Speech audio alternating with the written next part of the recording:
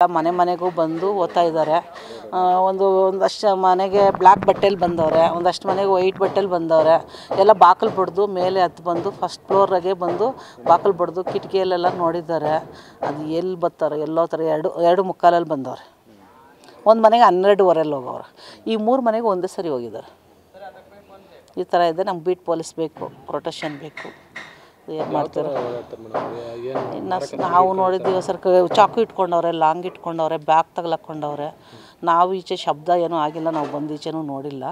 CC ಕ್ಯಾಮ್ರಾಗಳು ನೋಡಿದಾಗ ಎಲ್ಲ ಬಂದು ಓದ್ತಾವ್ರೆ. ಒಂದು ಮನೆಗೆ ಸ್ಪ್ರೆಡ್ ಆಯಿತು ಅಂದ್ಬಿಟ್ಟು ಎಲ್ಲ ನೋಡ್ಕೊಂಡ್ವಿ ಹೋಗಿ. ಈ ಕಡೆ ಎಲ್ಲ ಪ್ರತಿ ಒಂದು ಮನೇಲೂ ಹೋಗವ್ರೆ. ಗೇಟ್ ತೆಗೆದು ಒಳಗಡೆ ಹೋಗಿದ್ದಾರೆ. ಗೇಟ್ ತೆಗೆದು ಒಳಗಡೆ ಹೋಗಿ ಕಿಟಕಿ ಬಾಗಿಲು ಎಲ್ಲ ಬಡಿದು ನೋಡವ್ರೆ.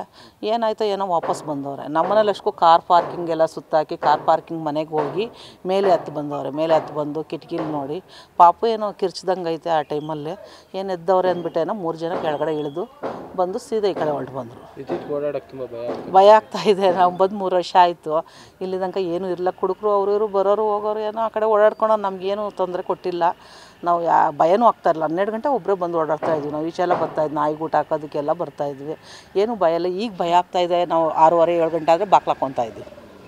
ಬೆಳಗ್ಗೆ ಹೊತ್ತು ಬಾಕ್ಲು ತೆಗಿಯೋಕ್ಕೆ ಕೂಡ ತುಂಬ ಕಷ್ಟ ಆಗ್ತಾಯಿದೆ. ಬೀಟ್ ಬರಬೇಕು ನಮಗೆ. ಗೌರಮ್ಮ ಅಂತ.